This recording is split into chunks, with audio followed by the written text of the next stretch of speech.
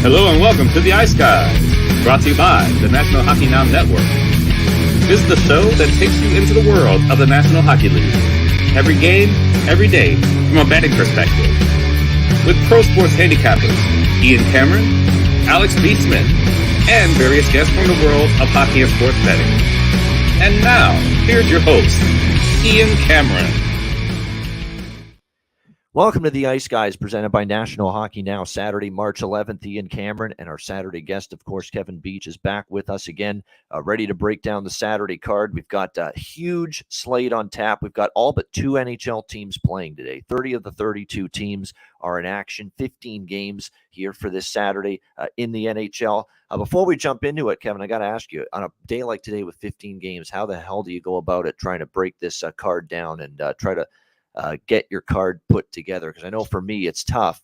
You want to place every bet you like, but you realize 15 games when it's this big of a sized card, sometimes you got to take out some of the stuff you don't like quite as much. But it makes it a challenging day. I love it watching all these games and having all this selection, but it can be challenging too for people that are betting and handicapping.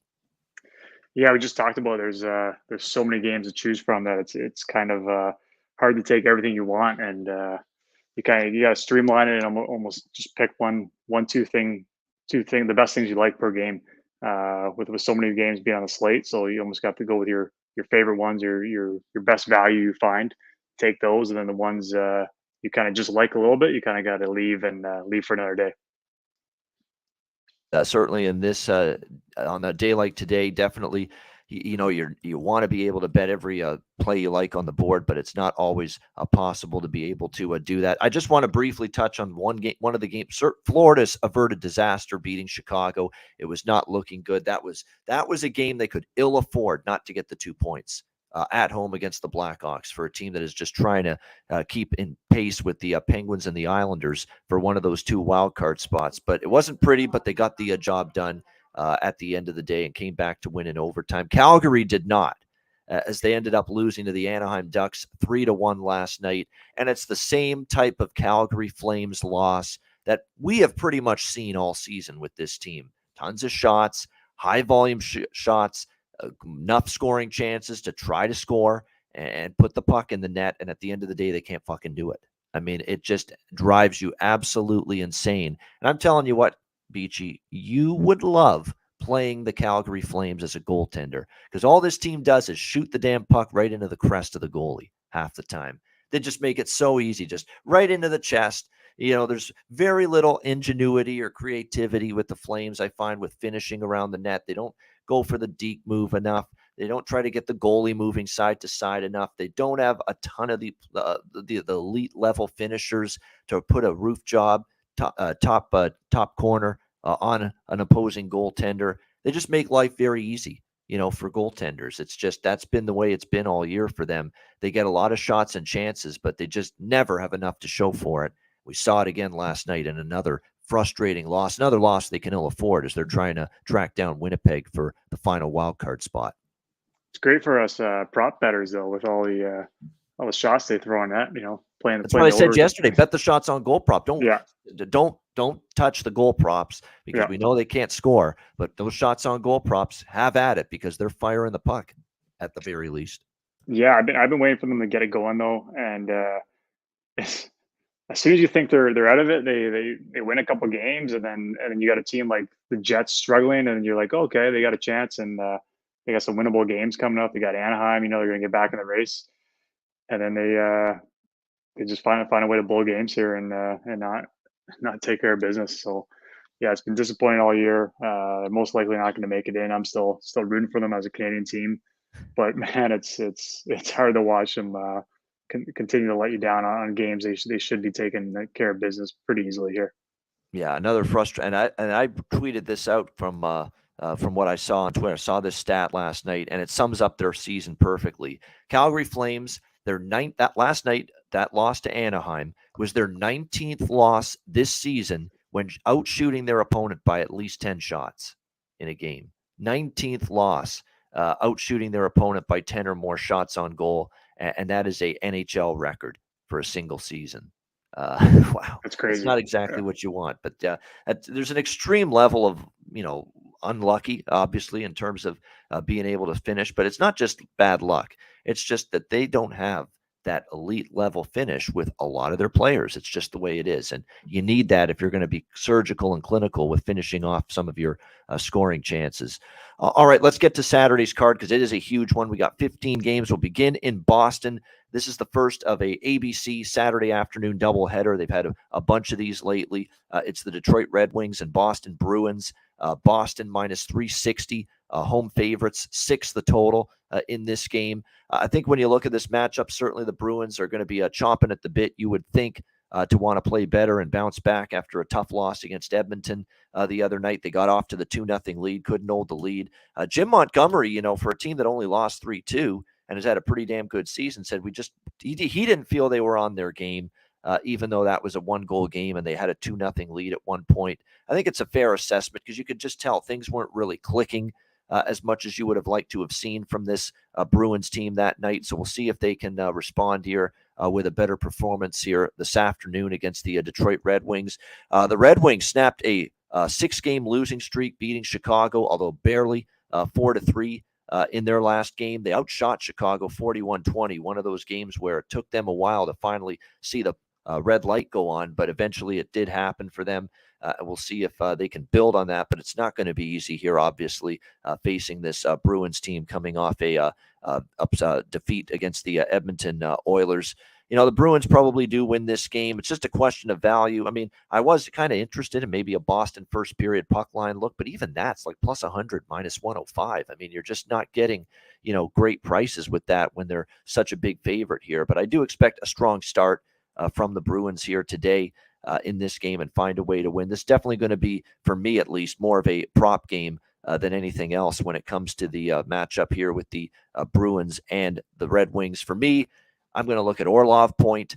He has been certainly noticeable on the blue line, getting the big minutes, 5-on-5 power play. Zacha, to me, is always undervalued. Definitely when it comes to player props for the Bruins, I'm definitely going to start there with those two guys, Zacha and Orlov, going into this game today. Kevin, what do you think here, Detroit and Boston? Yeah, Orlov, what a fit he's been into the lineup so far. Yeah, I agree on the prices here. I expect the Bruins to get back on track, take care of business here against Detroit, who's fallen off out of that playoff race now.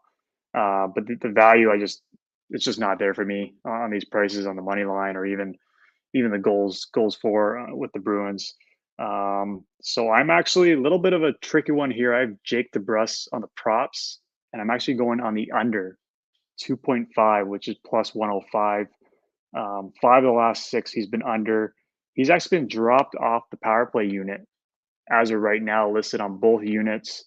You got Bertuzzi now slotting in on that second unit there, playing some power play. And I don't know if it's just a kick in the butt to kind of get him going, to drop him off. If I might wait closer, puck drop is coming up here, but I'm going to take one more look here. Has it already started Eastern time? Oh, no, the top of the hour, 1 p.m. Okay. Eastern. Okay, yeah. Minutes, So yeah. I'm going to take a glance at the lineups where they get listed right before. And if he's still off that power play unit, I'm playing the under 2.5. So when he's been off that power play unit last game, he's dropped down to 15 minutes a night, which usually he's up higher, 17, 18. So that's mine. He's 5 of the last 6 under that number and off that power play unit. As long as he stays off it, I'm pretty comfortable going under 2.5 with him. Right, good stuff there. Liking a couple things here is Kevin in this game. Detroit and Tyler Bertuzzi, no doubt, old team. Definitely a potential for him he's going to want to make an impact for sure. He's only plus 105 to get a point, plus 100, plus 320 at FanDuel to score a goal. And that's an angle we've talked about over the years on the Ice Guys show here about player that faces his former team, especially for the first time. And you've got that here with Tyler Bertuzzi. You're always a little bit more anxious to make an impact. And certainly he's got the potential to do that and is, again, moving up the line, up to the second line with Krejci and Pasternak. So not a bad spot at all. I think it's worth a couple of bucks there with that Bertuzzi angle. Makes sense. Again, the point prop is very reasonable. for him here today at around plus 105, plus 100. And again, to score a goal, plus 320 as well for the Bruins as Bertuzzi plays his old mates, the Detroit Red Wings. And we'll be doing so on back-to-back days because these same two teams will be playing each other again tomorrow in Detroit. All right, next up, it's the second game of the ABC afternoon doubleheader on this Saturday. Keystone State rivalry, Flyers and Penguins. Pittsburgh minus 260, home favorites, 6.5 being the total here in this game. Penguins with such a disheartening loss against the New York Islanders, just based on the fact that, they were up 3-1. They looked like they were in control of that game, and they could not hold the lead. They end up losing 4-3 to the Islanders. A very disappointing setback. And really, they're this close to being 0-3 in their last 3 games, because the Columbus game, they were down 4-0 to the Jackets and rallied for 5 unanswered goals to come all the way back and win in overtime. So they haven't done anything easily. They beat Tampa before the loss against Florida, and that was in overtime. So like I said, they have not done anything very easily, this Pittsburgh Penguins team. Meanwhile, Philadelphia, it's been a rough stretch for them as of late, since the middle of February. This team's just 2-8 in their last 10 games, back-to-back losses to Tampa Bay and Carolina. They are competitive, Philadelphia. Like, I see effort in their games, but the problem for them right now is the offense has run dry. This team, since the 5-2 loss, really go back further, since the 4-2 loss against Edmonton, that's now 7 games where the Flyers have scored a grand total of just 11 goals in those last 7 games combined. So they've definitely had trouble putting the puck in the net. Certainly feels like a game that the Penguins should be able to win and bounce back in. They've pretty much owned Philadelphia in the recent meetings. They've won 5 of the last 6 head-to-head against the Flyers. The last meeting in Philadelphia was a 4-1 win for the Pittsburgh Penguins in that game. We'll see how they fare here. The one thing we see from Pittsburgh is, after that bad start against Columbus, we saw a much better start from them last time out. Maybe I look toward a Pittsburgh Penguins, first period puck line here potentially. Team total sitting at 3.5 in this game. Carolina hasn't always been giving up these kind of goals, though. They've had some games where, the teams have picked them apart. Tampa put 5 up on them, New Jersey 7. But other than that, they only gave up 3 to the Rangers, 1 to Detroit, 1 to a very good Carolina team. So that's why that team total could kind of go either way for me. I think if I were to bet anything here, I'd look at a Penguins team total. Or sorry, not a team total, but Penguins first period puck line -0.5 in this game. You get a decent price there. As far as props go, I'm going with Jason Zucker, guys. It's just he's been just spectacular. I've been on Jason Zucker props a bunch all season long, including the last game. He got a goal and a point, obviously, against the New York Islanders in that 4-3 loss. He has been absolutely rolling for this team. He's only still a reasonable -106 at FanDuel to get a point. Over plus 200 to score a goal as well. So, yeah, I really like the Jason Zucker props here once again. So that's what I'm looking. I like that. That's probably my favorite look of the whole game. I'm not really in love with backing Pittsburgh here. That's just going to be a small play that first period. I'm not even touching the full game. It's going to be more the first period look for me with Pittsburgh. But I do like Jason Zucker to score a goal and get a point, and the value is outstanding considering how well he's produced as of late for Pittsburgh. What do you think here, Kevin, with Flyers Penguins? Well, just to touch back on that last game with Pittsburgh and the Islanders, I think Pittsburgh would rather play Boston in the playoffs than the Islanders. I don't know what it is. I've watched those last 3 Pittsburgh Islander games. Pittsburgh just dominates the Islanders. They get up by a couple of goals, and then the Islanders just claw their way back in the game. And I saw that last game. I think Pittsburgh was up 3-1. I was like, this is not good for Pittsburgh. This is not where they want to be against the Islanders. And sure enough, the Islanders come back and they do it again. They tied up late and they score in overtime. And I think that's not a team. Luckily, if they both make it, they're going to be the wild cards, so they don't have to play each other. But I don't know what's going on. They just do not match up against each other well as far as the Pittsburgh side. I think if you took those head-to-heads out of it, Pittsburgh would be pretty comfortably in, and the Islanders right now would be on the outside looking in. So pretty interesting the way those games have gone. Today, again, this is a score. I'm just not a price I'm not going to touch on Pittsburgh. Even for the team goals, it's not something I'm going to touch. I'm kind of looking at some low hanging fruit here. Scott Lawton on the over 1.5. 4 straight. He's cruised over that. He's been around 5, 6, 4 shots a game. So I look for him to hit that 2 shots again pretty easily. It is minus 200, so not my favorite price of the day that I'm playing. But this is one just I'm looking for low hanging fruit, and I got Scott Lawton on the over 1.5. All right, good stuff. Yeah, I like the Jason Zucker. Yeah, exactly. Props, Rich. He's been good.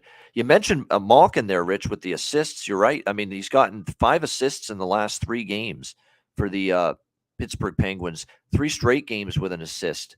If you like that streak to continue, Evgeny Malkin to get an assist here is priced at plus 100, minus 105 at most books. So it's a very, very cheap price.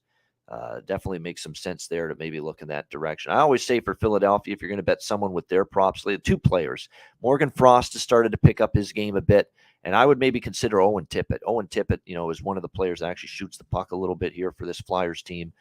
He might be worth a look, at least in that regard. Tippett, I was pondering pretty high. They've bumped up his line there. Yeah. Quite a bit from when I started playing it early in the season. But yeah, that was definitely one I had a hard look at as well. Yeah, definitely. We've seen, and that makes sense because you're right. I think they had to make the adjustment because for a while there, you were getting some really good prices with the props, especially for the shots on goal. So definitely they've made the adjustment, and that sometimes doesn't come immediately either. No, he was. I think I was playing him on on the over under 1.5 like earlier in the year, and I'm just trying to pull it up now. If it's 3.5 now. Yeah. The draw, I might sprinkle a couple bucks on the draw in this game as well. You're right, because of Pittsburgh's recent form, right? They've gone beyond regulation in 3 of their last 4 games and 4 of their last 7 games. So that's a pretty, and some of those games were St. Louis, Columbus, not even great teams, and just like Philadelphia. So they haven't won things easily. So the draw could be live here. I agree with that. I think the draw, and you're going to get a good price because it's a bigger favorite. So when it's a game with a bigger line favorite, you're going to get a bigger price on the draw. The draw is at plus 400 right now at Pinnacle. That's not a bad look. Just put a couple bucks on that, and if it hits, you know what? It's a nice little bit of profit. So you definitely could make worse bets than that. No doubt about it. All right, New York Rangers, Pittsburgh. Not New York Rangers. New York Rangers, Buffalo Sabres. We've got the Rangers minus 165 road favorites, 6.5 the total in this game. I mean, certainly you'd like to think Buffalo shows up today after embarrassing loss to the Dallas Stars, where they give up basically a touchdown and a field goal in that game, and their playoff hopes are slipping now. Even though they do have some games in hand, I mean, they've got to stop the bleeding. They've lost 3 straight against Buffalo, against Edmonton, the Islanders, and the Stars. They need to turn this shit around right now. That was horrendous against the Stars. 49 shots allowed, 10 goals. Not pretty whatsoever for the Sabres. The Rangers, they weren't exactly clicking in the first few games since getting Patrick Kane. Again, they're trying to put all these parts and pieces together. This has the potential to be one hell of a great offensive hockey team once the cohesion and the chemistry arrives. But they're still searching, but they are getting closer, and they definitely showed that in the win against Montreal the other night. Patrick Kane got his first goal as a member of the New York Rangers, starting to get more comfortable, no question. Going into as the games roll along here, I think I'm gonna go with Buffalo early in the first period money line here, because I think in the first 20 minutes after the embarrassment of the other night against Dallas, you're going to see them have that start, that fast start, strong start, maybe pounce on the Rangers, get an early lead, but I don't trust them to sustain it for 60 minutes because we've seen it now in a few of their games. The opponent's gotten stronger against Buffalo as the games have gone on. But I think when you lose 10-4 at home in your last game, it's reasonable to expect, hey, show up early in the game and be ready to go from opening puck drop. And the Sabres, we know, are still very capable at times. They're not consistent. They're obviously still got defensive issues in their goaltending, whether it's Eric Comrie, Ukko-Pekka Luukkonen, Craig Anderson, and whoever else it might be. They're still, up and down with their goaltending too on a nightly basis. But we also know this team has been capable beating solid teams. Washington at home, Tampa Bay, they beat them at home. And that Tampa Bay win was a last Saturday afternoon game. That was an early afternoon game. This is a late afternoon game, 5 p.m. Eastern. But I do think Buffalo in the first period. I believe in the team being strong early, but I don't know if they are going to end up sustaining this for 60 minutes, because we've seen a lot of this from the Sabres lately. Decent starts, but then somewhat peter out as the games go along. So I like the Sabres in the first period. Might even look Rangers live at that point if I cash the first period look on the Buffalo Sabres. And I have to go over the total in this game at 6.5. And I know there's going to be talk among the Sabres, and I'm sure Don Granato's hitting home this point as well. Tighten things up defensively, but that's easier said than done. You're struggling at that end of the ice, and you're playing a damn good team when it comes to offensive hockey that has a ton of game breakers: Zibanejad, Kreider, Panarin, Tarasenko, Kane. I mean, it's just unbelievable what they have at their disposal right now. Trocheck's playing better, and I think Trocheck props are actually a little bit undervalued right now for the Rangers. So I like over 6.5, and I'm going to get Buffalo here plus 125, plus 130 money line for the first period only in this game. Kevin, what do you think here, Rangers and Sabres? Yeah, I like the angle with Trocheck there. He's playing the two big boys there, Panarin and Kane right now, and he's also going to look on that top power play unit. I didn't love the price on the over 6.5. I definitely looked hard at it, wanted to play it with all the goals Buffalo's given up, and they also have that explosive power to put the puck in the net as well. The Rangers are still kind of tinkering with that lineup, still trying to figure it out. Their last game they finally beat Montreal, but took a shootout to get it done. So it's not like they're cruising yet with that lineup. So for me, I'm gonna stay away from the over under. I'm staying away from the money lines on either side. I'm actually looking at a guy here who's maybe, I don't know if he's gonna get lost in the mix a little bit. Chris Kreider, with this lineup, with the way it's shaping. And 4 of his last 5, he's been under the mark of 2.5, and it's paying a little bit plus money, plus 103. So his line is 2.5. I'm actually looking on the under for him. Like last couple of games, he's been 1-2 shots, 1 shot. He dropped down to about 16 minutes of ice last game. So there's so many guys in that lineup.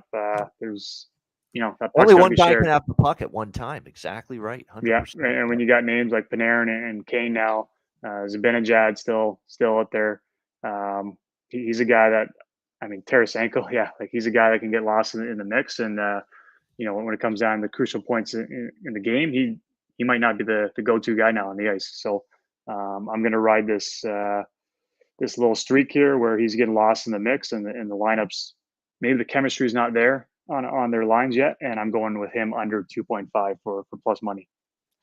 All right, there we go. Liking that. You're right. And of all the, I could see Chris Kreider, I don't want to say getting lost in the mix, but certainly now, and look, let's be honest too. Last year when he had that spectacular season, it was all power play, or 90% of it was power play. 5-on-5 offense wasn't, lighting it up necessarily, was Chris Kreider. So definitely I could see that being a good look now. Maybe looking at there's so many other players that could shoot the puck for this team, Kane, and just naturally better shooters of the puck too. I mean, in terms of their accuracy, their release, Zibanejad's better than Kreider. Kreider scores a lot of his goals just around the net, around the crease area. Shooting the puck, there's Zibanejad, Kane, Tara, all those guys, they got better shots, better releases than Chris Kreider, definitely. Yeah, he's on that second unit now, but it's a whole new unit now. You got Zibanejad on there, who's been the power play one timer on the first unit the whole year. You got Tarasenko on that second unit. So basically, they're figuring it out from scratch, trying to get the chemistry going. So you can't expect them to be running as fluid as it once you've been together for a while. So. Yeah, no doubt about that. In terms of props for me, I like Trocheck point. Certainly, we saw Patrick Kane get going the other night. I know he's gone over his shots on goal, by the way, 7 of the last 10 games, Patrick Kane. So definitely something you may want to keep in mind as well, that the shots on goal prop here as well might be worth a look for him tonight. And good call by Cubano in our chat here that you're right. He started to get rolling a little bit finally. The number 1 overall pick a few years ago, Alexis Lafreniere, has back-to-back games with a goal, 3 goals in the last 2 games, 3 points in the last 2 games for the New York Rangers. So Lafreniere for sure starting to heat up. I like that look. upwards of plus 370 at FanDuel to score a goal for Alexis Lafreniere. Great value. Back-to-back games he scored, and he's plus he's on a 370. top unit too. Yep. Top power play time as well now for Gerard Gallant and the Rangers. That definitely feels like it's live with Lafreniere plus 370 here to score a goal tonight. All right, next up, we've got Arizona and Colorado. The Avalanche, minus 410 home favorites. Totals 6.5 here in this one. Colorado not playing their best right now, and that's putting it mildly. They've had a bit of a rough stretch. They have lost 4 of their last 5 games. The only loss was that clobbering over San Jose 6-0. But, outside of that, this team has definitely struggled a bit. 7-5 loss to New Jersey. They got blown out in Dallas by the Stars 7-3. 3-2 loss in overtime against Seattle, where they had a lead late. They could not hold it, and the Kraken come back and win. And then, of course, LA in the last game, 5-2 Kings, and Kings were just better. Flat out better hockey team over the Avalanche in that game. So this does feel like their spot to bounce back here, but they've also, it's worth noting here in Colorado, they've had some tough games against Arizona, if you look back. 3-2 shootout for Arizona, February last year. January last year in Colorado, 4-3 Avalanche in a shootout. So the last 2 meetings in Denver between these two teams, both of them went to a shootout. And you look at earlier this year, Arizona beat Colorado in Arizona at Mullet Arena 6-3. And Arizona's actually beaten Colorado in 3 straight meetings. So be careful here. I mean, they're better than Arizona. We know that. It doesn't make sense that why are we entertaining Arizona here, Ian? Are you crazy? No, I'm not, because, Colorado hasn't played their absolute best, in recent games. That's definitely concerning. They obviously have struggled head-to-head recently with Arizona. And for as much as the Coyotes have I still think they've got an AHL-level blue line, they've been bailed out by their goaltending. 42 and 40 shots on goal that they've given up in their last 2 games against St. Louis and Nashville, yet they only give up 3 goals in those 2 games combined. The goaltending suddenly has bailed out this, like I say, AHL blue line, which is exactly what this is. This is not a blue line that, it's to me at an NHL level right now with Nemeth and Moser and Valimaki and Brown and Mackey and Soderstrom. No, certainly not after trading Jacob Chikrin as well, but they're giving up just way too many shots, way too many quality chances, but the goaltending's bailed them out the last 2 games. That being said, the goaltending bailed them out against St. Louis and bailed them out against Nashville. Can it bail them out against a much more talented hockey team, top to bottom, front to back, Colorado? That remains to be seen. What I like more than anything here in this game is just hammer the Avalanche shot props. How many times have we said with going up against some of these teams like Arizona and Anaheim in particular that just give up so many shots? Just look at shots on goal prop opportunities for teams that face, Arizona and Anaheim. And that's definitely what I'm going to be looking to do here in this game. If you look at the shots on goal props, McKinnon's been shooting like crazy lately. I think he probably has a good chance to go over his shot prop. He's also scored in 8 of the last 10 games. You're never obviously getting a great price on Nate McKinnon to score, but I mean, it's been pretty much damn near automatic for the Avalanche. He's been finding the back of the net repeatedly. So looking at a shot prop involving him, or a goal prop, I should say, involving Nate McKinnon, certainly makes sense to me, even though, like I said, you're not getting obviously the best price you could possibly get with that. Nick Schmaltz for Arizona. If you're going to pick someone for Arizona, Nick Schmaltz has scored in 3 consecutive games for them going into this matchup tonight against the Avalanche. And he's also gotten a point in 3 straight games. I think Big Val Nichushkin over shots on goal is a pretty good look as well for the Avalanche. Those are the 2 I really like, McKinnon and Big Val, in terms of over shots on goal. It could be a good saves prop type of game as well. We've talked more and more about the goalie saves props and that they're worth a look. We cashed one yesterday with it was Mrazek for Chicago in the game against Florida, and it got there. This is obviously not going to be a bargain when you're looking at the goalie saves props in this game. We don't have confirmation, I believe, yet who it's going to be. We have Georgiev confirmed for Colorado, but we just don't have who the goalie's going to be yet for Arizona. We're assuming Karel Vejmelka. He is the projected goalie right now to start, but that has not been confirmed as of yet. But whoever it is, him or Ingram, the over saves prop might be worth a look here in this game. But yeah, I'm going to focus more on that than anything else, as these Colorado shots on goal props, because I think that's the best way to go about it. Colorado's too expensive. Even their team totals 4.5, not exactly a bargain. So definitely I'm looking more towards shots on goal props for the Avs in this game. What do you think here, Kevin? Arizona, Colorado. Yeah, Ian, that's probably actually my favorite thing I've heard you say all day is the team shots with the Avs. However, my prop of this game is actually under Makar 2.5. So that being said, 8 of his last 10 in general, he's been under that number. 3 of his last 4 since the injury, he's been under. Just generally hasn't been shooting the puck a ton right now. He can get in those flows and sometimes and have high shot volumes or kind of pop off here and there, but generally he kind of sticks around that two a game mark, and has been dishing the puck a lot more instead of putting the puck on net himself as of right now. And I don't know if it has anything to do with kind of being in and out of the lineup with injuries here and there, but as of right now, he's not putting the puck himself on net a ton. So and I like the price -130. With how often he's been under, the value is just there for me. So I got Makar under 2.5, and the price. I mean, I expect Colorado to take care of business, but the price was not appealing to me. And same with that, the goals total line for the Avs over 4. I have it listed for me. It's just too high. Arizona's surprise teams too often in their goaltending. It's just held games tight.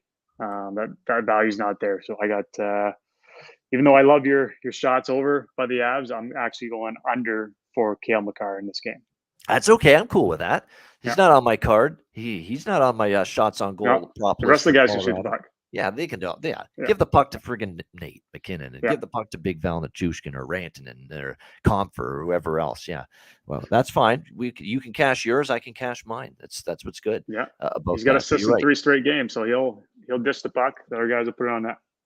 Yeah, exactly. That's definitely, and everybody's happy. Everybody goes home happy if that happens, no doubt. That's the great thing if that comes to fruition. All right, next up we got Winnipeg and Florida. Florida -130, home favorites, 6.5 the total in this game. Back to back for the Panthers, but no travel. Obviously, after their come from behind victory against Chicago last night, as they try to build momentum, they're just 2 points back of the final wild card spot.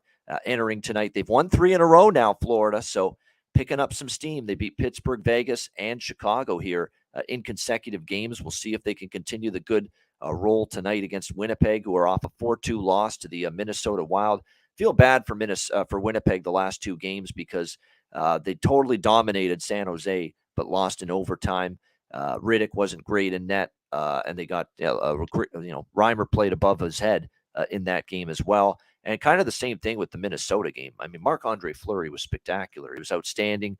He was basically just right on top of the puck the whole night. And Connor Hellebuck was horrendous. I think that was right up there as one of the worst games he's played all year, that Minnesota game. 2 of those goals, he's got to make the save. And that now when we've seen some alarming recent form trends with Connor Hellebuck, where he's just not played nearly as good. Now, he is confirmed as the starting goaltender tonight. It'll be Bobrovsky. Bobrovsky on a back-to-back. That's very interesting. Bobrovsky playing back-to-back here for the Florida Panthers after being in net last night against Chicago. But you look at Hellebuck, his last, I'm just looking at it now, 1, 2, 3, 4, 5 starts. He has given up a grand total of 22 goals. 22 goals allowed in his last 5 starts, and he's been pulled in 2 of those games. The Colorado game and the Edmonton game. And you could argue maybe could have been pulled the other night as well against Minnesota. So he is definitely fighting the puck right now for the Winnipeg Jets. And that's definitely a little bit of a concern for me going into tonight. That's why I'm hesitant to back Winnipeg right now. And they're not playing well. I think I would bet the over here, 6.5. I mean, even though it is 6.5, even though the Jets try to play lower scoring hockey, Jets have trended over 4 of their last 5. 3 of the last 4 head-to-head meetings have gone over. 4-3, 5-3, 5-2 were the final scores in those games. There was a push as well with the total at 7 and a 6-1 win for Florida. But the bottom line is we've had 4 straight meetings hit 7 goals between these 2 teams. So with Winnipeg and Hellebuck kind of fighting with his confidence right now, and also, of course, Winnipeg, they've obviously given up some goals lately, but they've been able to score Florida on the back-to-back. I don't like goalies playing as well when they're playing back-to-back nights. It's just not something I like seeing coaches do, put the same goalie in on back-to-back nights, but it looks like that's what Paul Maurice is going to do here. So if anything here, I would look over this 6.5 with the Jets and the Panthers. Kevin, what do you think? Winnipeg, Florida. Yeah, I mean, teams have almost completely gotten rid of the back-to-back for a goaltender to play, just based on, once they've run the numbers the last so many years and realize that, hey, these goaltenders are not playing up to their capabilities on that second game, where now it's a pretty rare thing to see.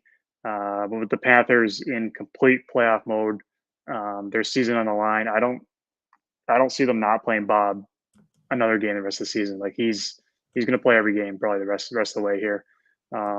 He's their guy. He's got to carry them right now. I think Knight's still out. Of course, and remember Spencer Knight. Great that you brought him up. He's still away from the team. He's obviously dealt with some issues off the ice. We think it might be mental health. We don't know for sure. All we've heard is that he's away from the team to take care of some personal situations, and I think it's got something to do with that. So he's not even an option right now for the Panthers in net, which Alex Lyon is the guy that's backing up Bobrovsky right now. So I guess when you look at it, there's not much of a choice Paul Maurice has, but you also don't want to wear this guy out. This guy's not a spring chicken anymore. He's not a young man in net. Bobrovsky, he's had a lot of air miles on that body of his, a lot of games under his belt, a lot of rubber that he's faced in, over a decade in the league. You don't want to wear him out either. Yeah. I mean, you got what, 16 games left here for the Panthers. I mean, they're chasing teams down here. You don't want to wear them out, but this is it for them. They can't afford to drop games. They can't be throwing in their AHL starter when their season's on the line here. So again, like I said, Paul Maurice doesn't have a choice here. They got to ride Bob the rest of the way. Lyon came in, had a bit of success right away, but then he started just getting absolutely peppered. So I think they kind of lost confidence to throw him in. And the stretch Bob's been on, they're going to keep riding him. I was looking at the price here. I was tempted to go with the Jets. Panthers are on a back-to-back. They've been playing good hockey here the last little bit here and in this wild card fight. And it's tempting to go with the Jets. Just sitting there waiting, maybe kind of had a refresh, recharge here. But I just can't do it. Just can't pull the trigger on them. So I'm going shots props here. This is your call, Barkov, since he came back from injury. I gotta give you props on this one. He's been on the overtrain 6 straight, and his line actually moved to 2.5. I think it was at 3.5 when he first came back from injury, and I was wary of him getting over that, and he's been putting the puck on that here, and hasn't had the strongest first half of the year, but it seems like he's ready to go now. He's ready to carry his team. So he's been 6 straight over that 2.5. I'm going to play Barkov over 2.5. You have to pay a little bit. It's minus 186. And then Sam Reinhart has been kind of our Mr. Consistent. Dropped off a little bit the last couple of games. I think that's a little bit based on some lineman changes here. Barkov coming back in the lineup, Duclair in, and just kind of trying to find a spot again. He popped off for 5 shots on that again last game, so I expect him to kind of get back on track. And he's playing Barkov on that top line, and that's minus 150. So my 2 plays are Barkov over 2.5 and Sam Reinhart over 2.5. All right, and I'll add a few more. There's a couple more. Sam Bennett, the other Sam, I'm going to go with him over 2.5. Now that was a best bet for me on the Friday show yesterday, but there's only 2 games. I'm like, I hate these games, sides and totals. We're going to use a player prop for best bet, and I went with Sam Bennett over 2.5 shots on goal. It cashed. It's not going to be best bet today, Sam Bennett over shots, but I will be betting it again. No question about that. It's gone over now in every game since he's been back, and again last night, way over his shot prop. Was Sam Bennett against Chicago. Now, you do have to be a little bit careful with the Florida shot on goal props tonight. Why? Because Winnipeg doesn't give up the shots on goal that, say, Chicago does. There's no question. I mean, and you would think, too, they're going to want to tighten up a little bit on the road, but still, definitely there's still a lot of good options here for Florida trending over, and that's why I like Bennett, because it's only 2.5 as well. So definitely a chance to get his overshots on goal prop here as well. E2 Coolman, Luostarinen. I'm coming back to the point prop for him once again tonight for the Florida Panthers. He's been absolutely outstanding.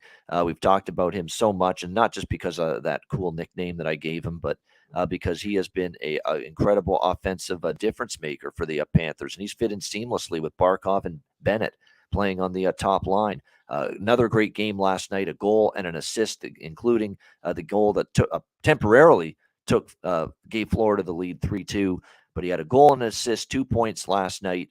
He has, going back to the beginning of February, which is when this run started, he has points in all but 4 games. So basically in his last 1, 2, 3, 4, 5, 6, 7, 8, 9, 10, 11, 12, 13. 9 of his last 13 games, he's got at least 1 point for E2 Coolman, Luostarinen. So I'll keep going back to that well with him, with the point prop, especially with it still only being plus 110 at FanDuel for him to get a point tonight, which is just terrific value for a guy that's been just consistently producing up on that top line for the Florida Panthers. All right, next up, we've got in this Saturday card, it is a huge card. We've got New Jersey and Montreal next up here. It is New Jersey minus 280, a road favorite, 6.5 being the total in this game. Fascinating matchup here between these two teams. New Jersey, obviously, we would think has a good chance to win this game, but Montreal has been, especially at home, they have been a tough out for anybody and everybody, essentially.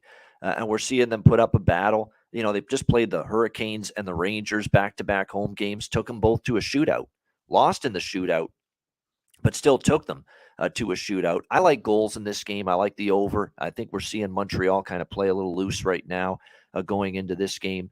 I think you're going to see certainly New Jersey be able to find the back of the net here against the Montreal Canadiens. But as we've seen here with Montreal, even with everybody out of the lineup that they have, they've got Nick Suzuki, Josh Anderson, Raphael Harvey-Pinard stepping up. They've gotten unsung heroes, Rem Pitlick, stepping up for them. Caden Gooley, the last game, returns from a long absence and chips in offensively for the Montreal Canadiens. Just been absolutely tremendous, the Montreal Canadiens, in terms of getting everybody to step up with the players that have been out. Like, you're talking about players like Caulfield and Gallagher, Monahan, Slavkovsky, Dvorak, Kirby Dach, among others that have been out, and yet they've still found a way to compete and have a chance here in a lot of these games. I like the over. I'm going to sprinkle on the draw here, just a small one, because Montreal has somehow, some way been able to find ways to keep things close on home ice with some pretty good hockey teams, a la the Rangers, a la the Hurricanes in their last 2 games. Maybe they can do the same here with this New Jersey Devils team here tonight. And one thing, too, about the Devils we want to keep in mind about them is that they've played 3 of their last 4 games beyond regulation. Vegas, Arizona, and Washington.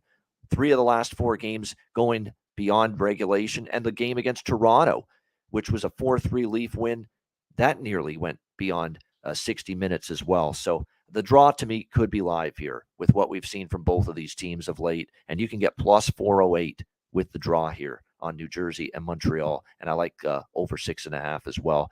And, of course, it goes without saying, right? He's on an 11-game point streak. It's the point streak that never ends. And it just keeps on going for Dawson Mercer of the New Jersey Devils. Although, I will say this is the most expensive I've seen that point prop of his since this streak started. Minus 155 now at DraftKings for Mercer to get a point. So the adjustment, it took a while, but finally it is being made on his point prop right now. And maybe a sprinkle on him to score a goal as well. Mike Matheson props for Montreal. I've mentioned how he's been shooting the puck a little bit more.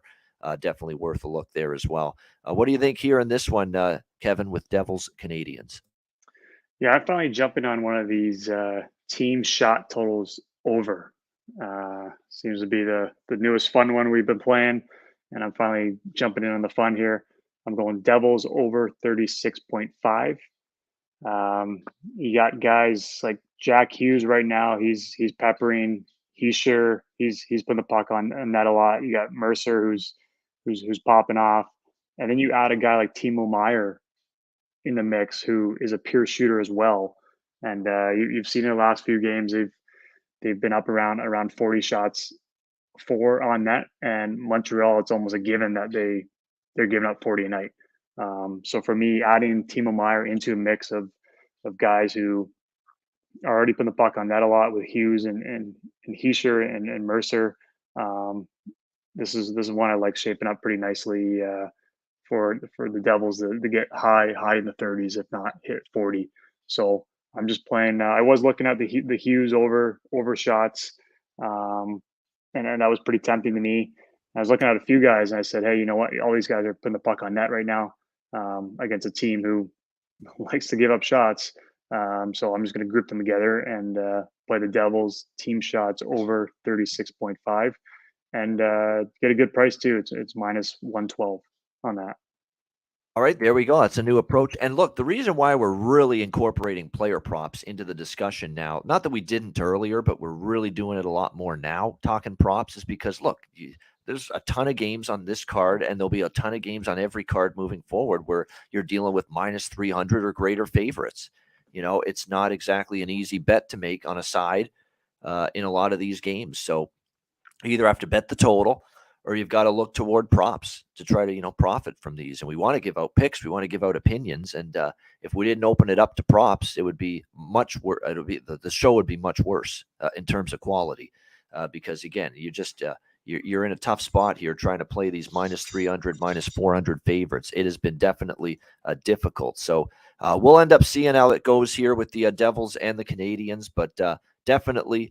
I think there's going to be goals here. I like over 6.5. You like the New Jersey team total over shots in this game. And like I say, we'll go with Dawson Mercer props for sure as well, once again, for the New Jersey Devils. That being said, Erik Haula needs to be discussed. Erik Haula is just a freight train right now all of a sudden. It's really come out of nowhere. He's a capable offensive player, but still for the overall season, he has 8 goals, and 25 assists actually has a lot of assists, 25. But definitely not a lot in the goal department. But Erik Haula stepped it up here. And here, all of a sudden, he's gone through the last 5 games with a grand total of 7 points in the last 5 games, back-to-back games with a goal for Haula as well for the New Jersey Devils. So I think, hey, look for these short-term streaks where you can capitalize on a player that's turned up their game offensively before the betting markets recognize it and they adjust. And he's still only plus 110 to get a point tonight, plus 385 to score a goal. So Erik Haula for sure, definitely streaky player. And right now he's on a hot streak for the Devils at this point in time. All right, next up we've got Chicago and Tampa Bay. Tampa Bay minus 460 home favorites here, 6.5 being the total in this game. There he is, Alex B. Smith in the chat here. On this Saturday show, obviously dealing with internet problems all week long, but he'll be back throughout the tomorrow and I believe throughout the week. But good to see Alex in the chat here in this game. As far as this one goes here with the Chicago Tampa Bay, I'm not betting Tampa Bay. You know that. I have not been in a rush to back the Lightning here of late.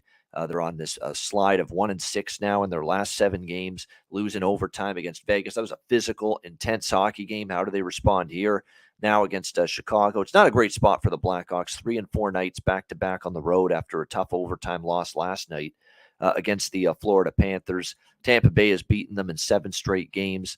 We'll see if they can keep that. They better keep that success going here, because if they lose at home to Chicago, that fan base that's already a little bit, I don't want to say panicking. They're not. There's a lot of people that aren't panicking right now, Kevin, about Tampa Bay's recent struggles. But I know the people that are a little concerned, if they lose tonight, then they're really going to be more worried about what's happening here for the Lightning. Brian Elliott's in net for the Lightning, as we would have expected. I kind of figured this would be a game where John Cooper gives him a start in net, especially with the Lightning hosting Winnipeg on a back-to-back tomorrow night. So they're going with Elliott here in this game. He gave up 4 goals in his last start against Buffalo, a 5-3 loss. And really, to be quite honest, his play has trended downward of late. His last 2 starts have been ugly to say the least. Gave up the 7 goals against Pittsburgh on the road, and then the 5 goals against Buffalo on the road after that. So this one, to me, I'm going to sprinkle on the draw. I'm going to do it here with Chicago and Tampa Bay. I could see Chicago, believe it or not, still being in this game. The price is just absolutely amazing in terms of the the draw. If it hits, I mean, what a price that's going to end up being. Plus 480 at Caesars with the draw here in this game. So we'll have to see if Chicago can hang in there even on a back-to-back. The one concern, as we've talked about this previously with the Blackhawks, is the back-to-back record for them. They're 1-10, on the second night of a back-to-back this year. It's not very good. That being said, with Elliott and net, you could also maybe, if you want to play it a little bit differently, because this is a guy that's given up 12 goals in his last 2 starts. What can we maybe trust Chicago to go over 2.5, their team total?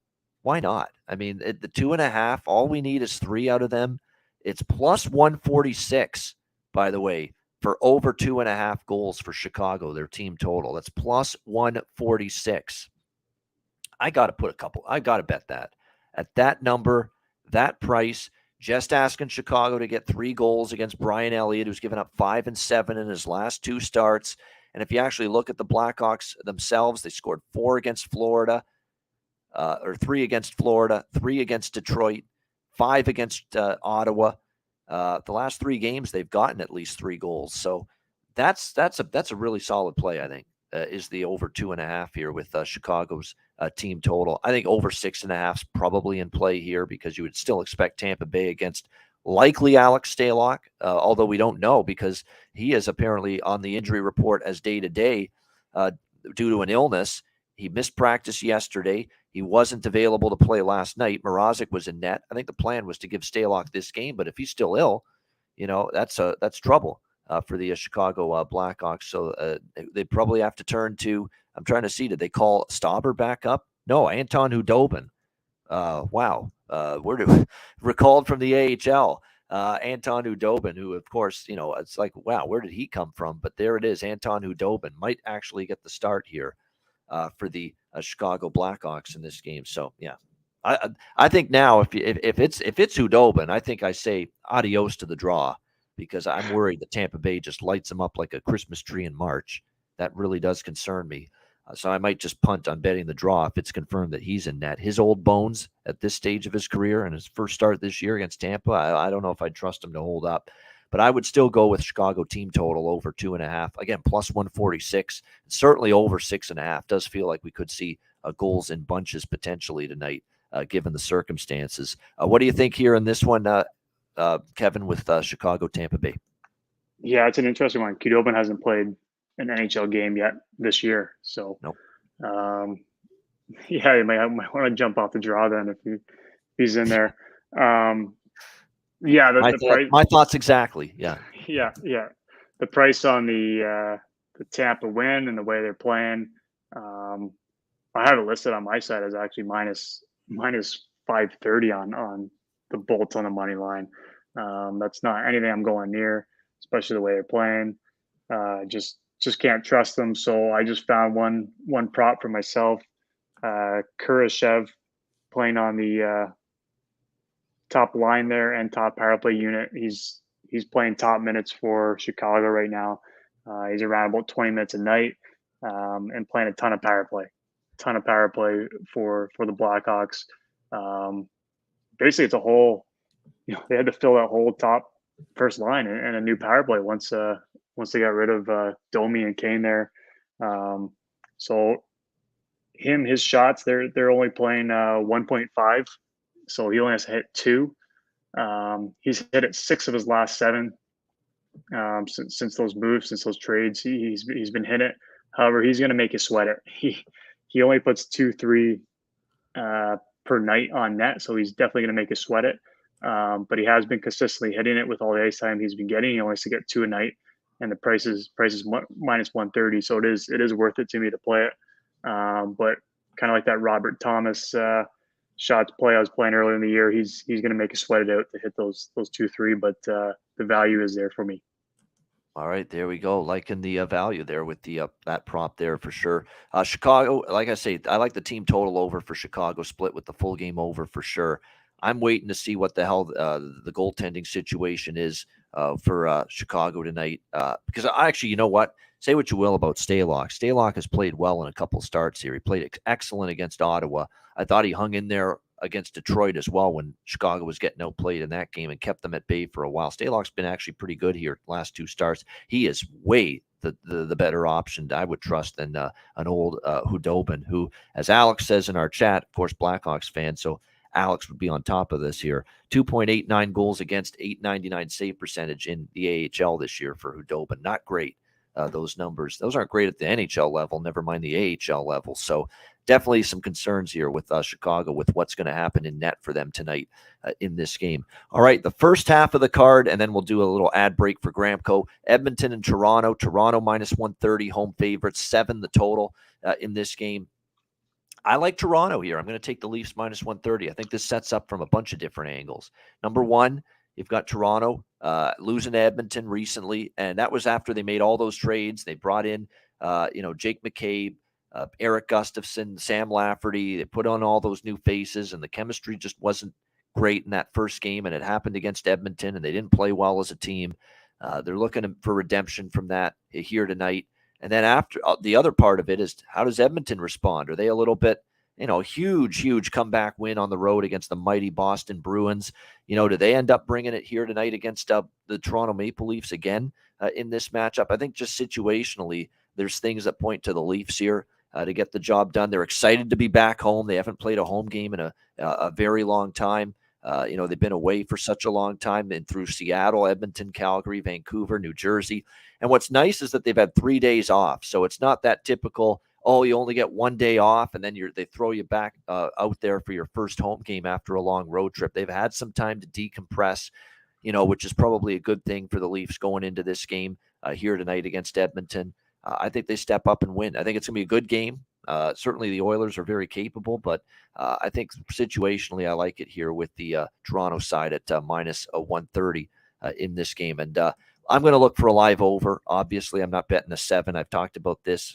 And by the way, Matt Murray going to be in net tonight for the Leafs, and Skinner, as we would expect once again for the Edmonton Oilers. I know Marner and Matthews were saying, we wouldn't mind facing Jack Campbell, our old teammate. But Jay Woodcroft's not doing that. Obviously, Skinner got the win against Toronto in Edmonton a week or 2 ago. He's playing well. He led them to victory against Boston the other night. It's the right move.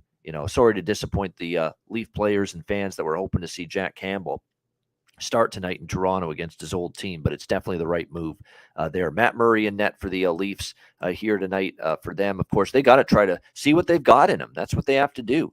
But he's coming off that game against Vancouver where he gave up the 4 goals on 24 shots, 4-1 loss to Vancouver, although that was one of those games where it seems like there was a couple of breakdowns, mistakes, the 2 shorthanded goals. So Murray's got to try to show the coaching staff what he can do because he's just been out for so long. Get a couple games under his belt, see what he can do here. We'll see if he can step up here against this Edmonton Oilers team. That is the worry for me being on Toronto is Murray. Can he step up, play a good game? Talk about a guy that hasn't played much, and then he gave up the 4th spot against Vancouver last weekend. But I'm going to look past it and go with Toronto here, minus 130. What do you think here, Kevin? Edmonton, Toronto. Yeah, I don't know if Jack Campbell's going to get another game this season, let alone get into this Toronto game tonight. Man, he's not playable right now. And Edmonton's trying to chase down Vegas for the division. So, I don't know if they can afford to, how much they can afford to rest Skinner. I think they might kind of push here and wait and see. If it gets late in the season and they realize they're not going to catch him, then that's when you give Skinner some rest. But lately Campbell hasn't been playable. Just does not give your team a chance to win. And you can't afford to just give away games at this point of the season when you're trying to chase down a team for the division. This is one of my most interesting games, that I'm interested to watch tonight. Always when you have, a couple of the top 5 players in the world in the lineup, it's always piques your interest. I'm just going to prop because these are two good teams. They both can score. But again, that's a high number. That over under kind of scares me off. That total of 7, and I'm liking McDavid. His line is actually only at 3.5. I know the Leafs are one of the better defensive teams, but this is a guy here who has been routinely here on a streak where he is just putting the puck on net. He's scoring goals. He's feeling good about life, about being a shooter. 7 of his last 10. He has been over that number. The price is minus 130. I feel pretty good about that. And we were playing that a couple weeks ago when I think it was 4.5 was his line there. But yeah, bring that down to 3.5. He hasn't been as lethal the last couple of games putting the puck on net, but when you bring that line down to 3.5, with the way he's been on the streak here the last couple months of shooting the puck, I feel pretty good about him stepping up against the Leafs and putting 4 on net. So that's my one play of the game is McDavid over 3.5. All right, McDavid over. I agree with that. I think both the guys that are the players for each team that are going to want to show off tonight, Matthews and McDavid, are probably going to shoot the puck a lot. I could see it. So I think both of them might be good. Nylander, we've talked about his shots, props. For Edmonton, though, I mean, you talk about the players that have been. I think Evan Bouchard on the blue line continues to be a good prop look. He scored the other night, whether it's goals, points, shots. Remember, he's quarterbacking the power play now for Edmonton because of the fact that Tyson Barrie got traded to Nashville.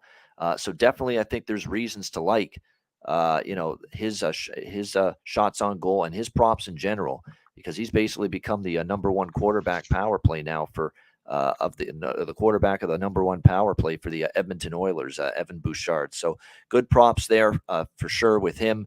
Evander Kane just came back against Boston after an absence, so he'll probably feel a little bit more comfortable for this game tonight in Toronto. So as he gets more comfortable, we'll probably look at some props for him. But more than anything, you're right. I would look at Bouchard props for Toronto.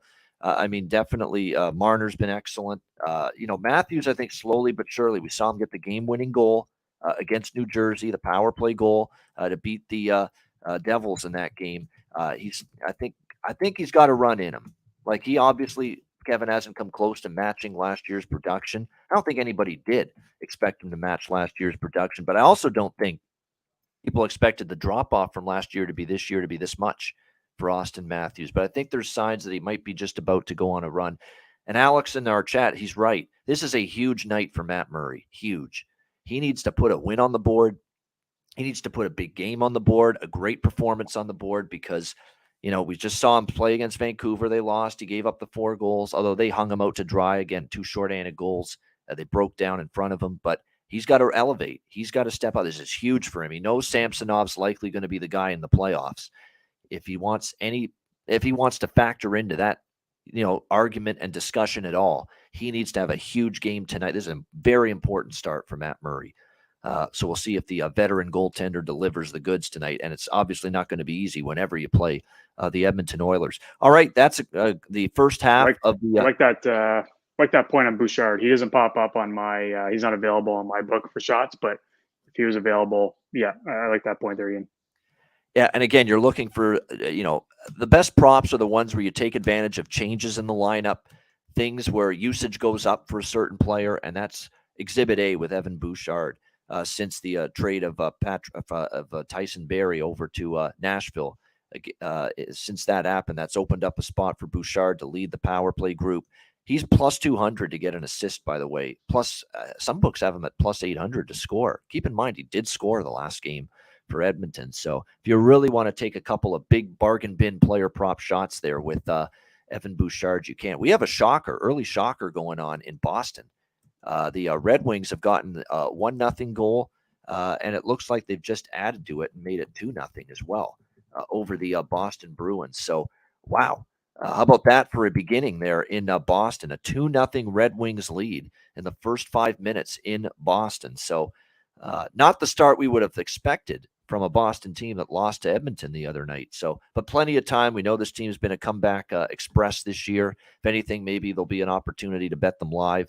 They're already down to minus 120, by the way, on the live betting line right now with this early 2-0 deficit against Detroit. But still early, only 5 minutes into that game. All right, we'll be right back with the rest of the Saturday card in just a moment. Hit the like button, 188 live viewers on YouTube. We appreciate it. We'll be back to break down the rest of the Saturday NHL slate right after we hear from Gramco. Support for the Ice Guys is brought to you by Gramco. Whether you or your team's game is on the field, screen, racetrack, court, or the ice, Gramco is for the game. Grown by farmers who spent years developing premium hemp genetics, Gramco provides customers with consistent quality Delta 8 THC products ready for any occasion. Gramco currently offers numerous Delta 8 products, including vape cartridges, disposable vapes, pre-rolls, gummies, wake and bake coffee, and more. Gramco offers an enjoyable, legal high delivered discreetly and directly to you. Gramco is also available at many American retailers as well. You can get the best Delta 8 cannabis products on the market shipped quickly and discreetly from Gramco. And if you visit www.thegramco.com, use promo code IceGuys, you will get 20% off of every order, and any order that's on the site over $50 will be shipped free with standard shipping. So live elevated with Gramco and check out their wonderful Delta 8 products today.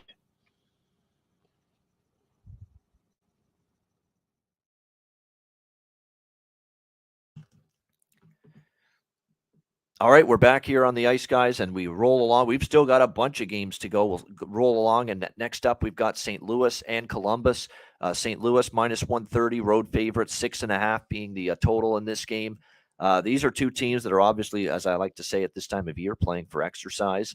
And to me, when you look at both of these teams coming into this game, I guess you could say the Blues have been, pretty much equal, road versus home.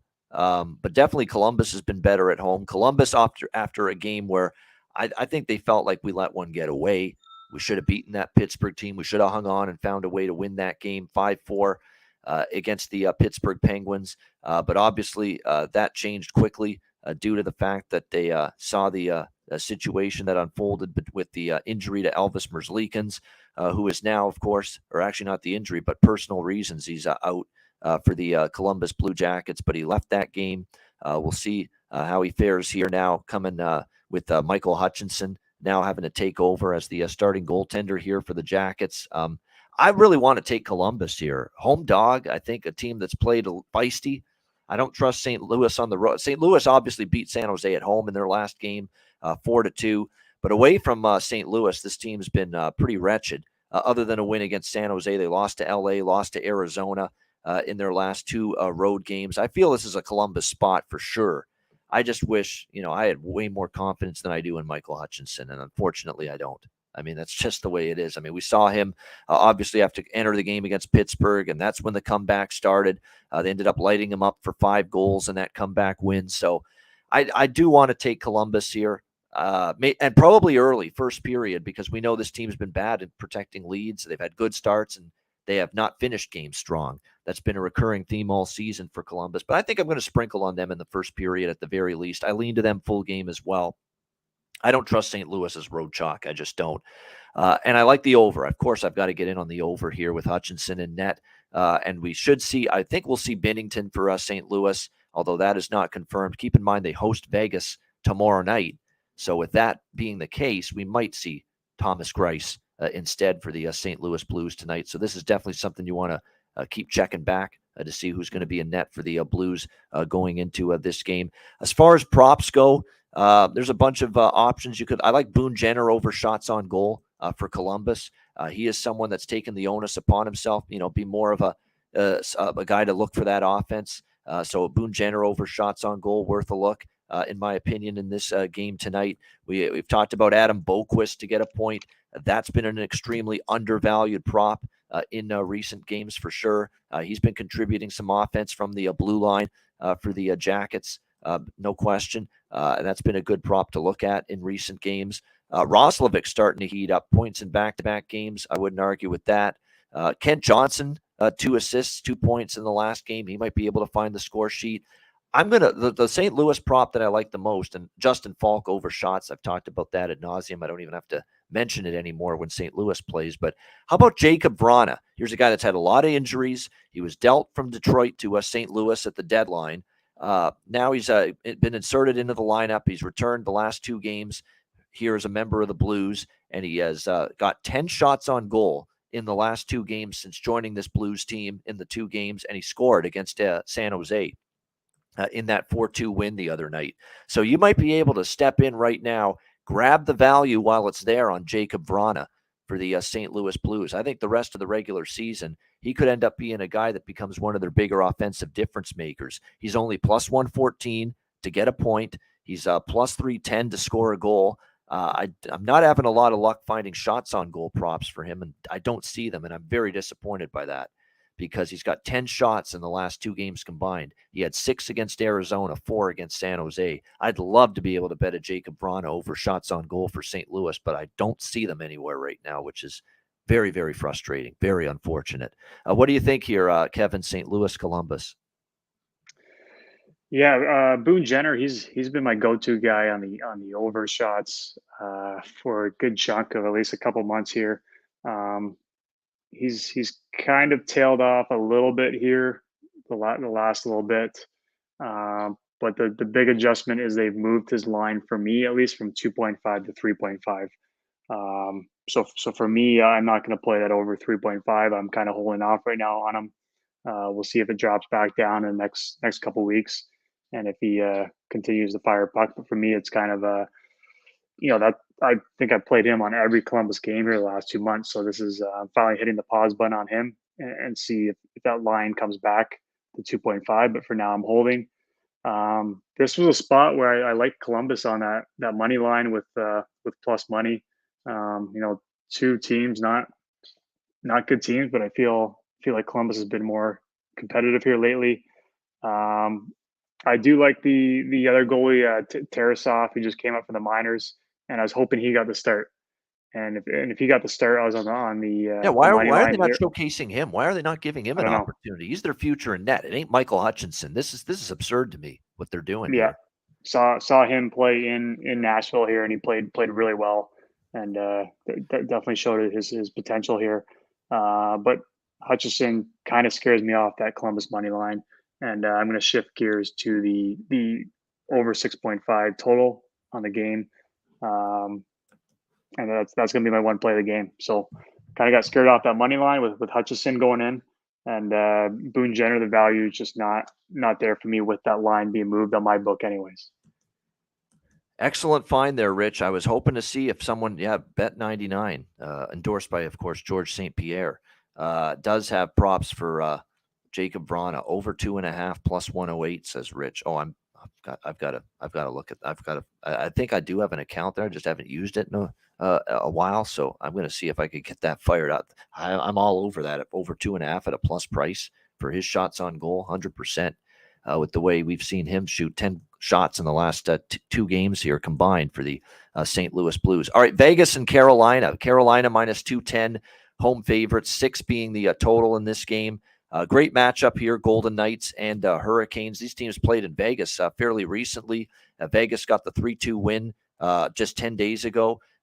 Vegas with the 4-3 overtime win against Tampa Bay, 4 wins in their last 5 games heading into this matchup against the Hurricanes.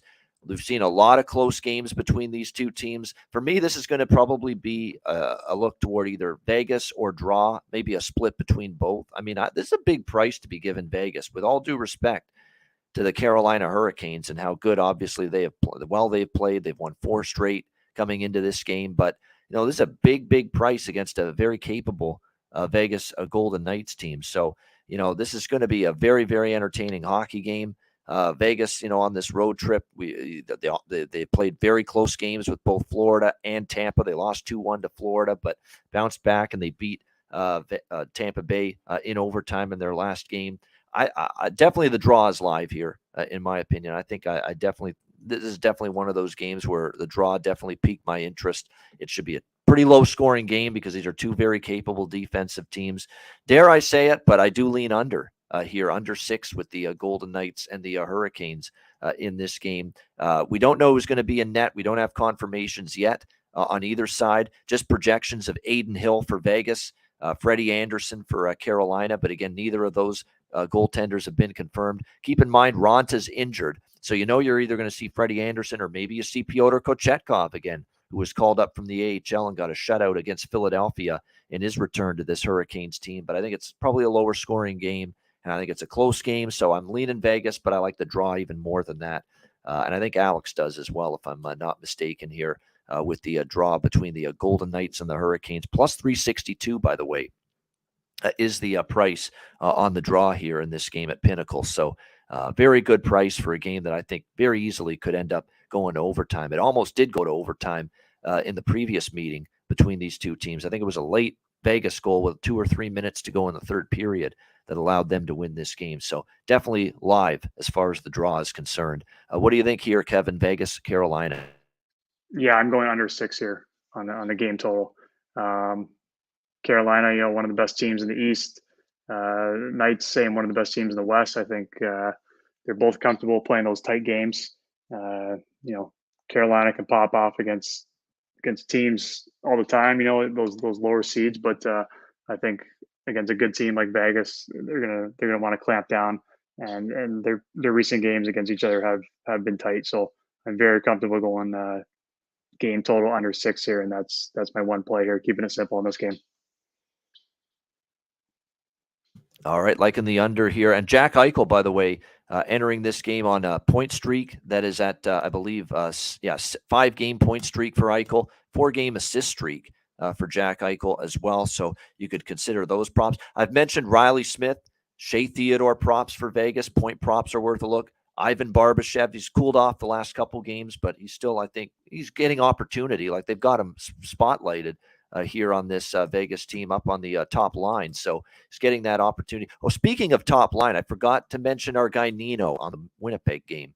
Nino Niederreiter. Yes, I'm definitely going to be looking at Nino Niederreiter props again for the Jets tonight against Florida. We cashed the goal prop and the point prop against Minnesota and the game before that when they played San Jose. So Nino Niederreiter, Winnipeg Jets, just to go back to that game. Forgot to mention it earlier. I'll be on the props for him tonight once again in that game with Winnipeg, Florida. But yeah, this game I would, Theodore certainly has been collecting the points lately for them. Carolina, on the other hand, it's been a, offense, by committee. They've just got so many different options at their disposal. Maybe keep your eye on Shane Gostisbehere, because since they acquired him, he's going to get power play time. He's been firing the puck, 3 shots on goal in 3 of the last 4 games. So Gostisbehere over shots. We talked about Seth Jarvis for a while, but he's kind of cooled off in terms of the shots on goal props. But yeah, this would be one where I'm going to be picking Brent Burns to get a point. But again, it's pricey now. They've adjusted the line up a little bit on Brent Burns. You're not getting the same price you were getting, say, a week or two ago with that.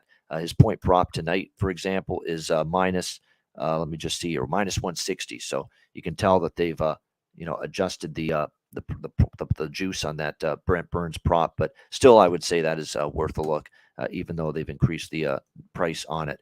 All right, next up we've got the Washington Capitals, New York Islanders. Islanders minus 130, home favorites, 5.5 being the total in this game. I could only look at the Islanders side here, and I haven't bet it yet, but I strongly lean Islanders. I mean, I think for Washington, it's kind of the writing on the wall for them that playoffs ain't going to happen. 3-7 in their last 10 games. They've not played well necessarily. They're giving up a lot of shots too. This blue line, we've talked about this theme with Washington here last couple of games. They've got some key blue liners out. Very important to how well they can defend in their own end with Jensen and Fehervari, and Carlson's been out for a long time. I mean, they have been definitely giving up shots on goal of late. They've given up 40-plus shots 3 consecutive games. The Capitals going into tonight against the Islanders, who, suddenly themselves have fired 40, 36, and 39 shots on goal, in 3 of their last 4 games. So, does that make maybe the New York Islander props shots on goal props appealing tonight in this game? It very well might, with just the way the Capitals have suddenly been hemorrhaging the shots on goal that they've been allowing in recent games. It's funny, Zach Parise, the old man on the team of all people, he's gone over his shots on goal prop in 5 straight games for the New York Islanders. Anders Lee has gone over it in 4 straight games. You could start with those 2 guys as far as shots on goal options here for the New York Islanders tonight. As far as the production is concerned, it's insane how much Brock Nelson's been great for the Islanders. TJ Oshie has definitely played well since, the last couple of weeks, coinciding with when Ovechkin was away. And then when he came back, Oshie was still playing fairly well. So, the point prop on him is not a bad option here in this game as well. So, but I like the Islanders here, unless we get something unexpected. And by the way, Varlamov in net for the Islanders instead of Sorokin, but that doesn't bother me too much. Varlamov still a very capable goalie. Let's not forget he notched a shutout against the Winnipeg Jets the last time he started on February the 26th, and he's facing his former team. You're always excited, when you played against a team that you used to be with, and that is the case here for Varlamov in this game. The Islanders, to me, minus 130. I haven't bet it yet, but definitely looking in that direction. Yeah, Rasmus Sandin is a very, very interesting player to discuss, Rich, because you're right. With all the injuries on the blue line, he now finds himself, I don't know if he expected the opportunity to come this quickly, but he's on the top power play unit for the Capitals. He's playing a lot of minutes here. I'm looking at it the last 2 games, 25 and 29 minutes. 3 shots on goal combined. He had a goal, an assist, and 2 points against LA. Did not have a point against the New Jersey Devils. But situationally, with the injuries on the blue line, with him getting the greater minutes and the number 1 power play duty, there's reasons to like Sandin props here, whether they're shots, but more in particular, goals or especially assist prop. Assist prop at Bet99 is plus 150 for Rasmus Sandin. So Rasmus Sandin assist at plus 150. I think given the situation he's in, he's going to get the minutes at 5-on-5, number 1 power play. He's got a chance to hit the score sheet for sure. What do you think here in this one, Kevin? Washington, New York Islanders. Yeah, I like the boost with Sandin's ice time a lot. He's not available on my book for any of those plays, but that's one I like a lot for sure. Islanders should be able to get the job done, but this Caps team still is dangerous with the offensive threats they have in their lineup. So that's enough to keep me away from playing either side.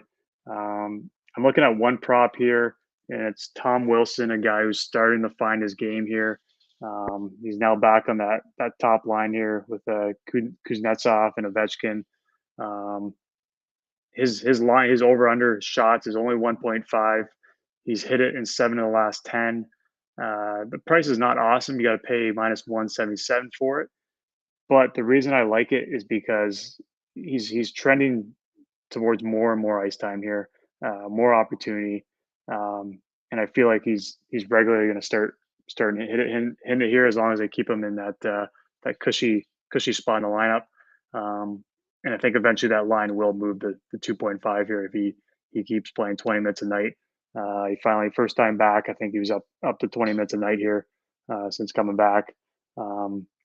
So he's rounding in the form here. Wasn't doing a lot when he first got back in the lineup, but he's starting to find it, and they're starting to give him that opportunity. So I'm going to play the over 1.5 for Tom Wilson. That was one that I had piqued my interest as well, was that over 1.5. The juice was a little high on it, but I could certainly make a case for it. No question about that.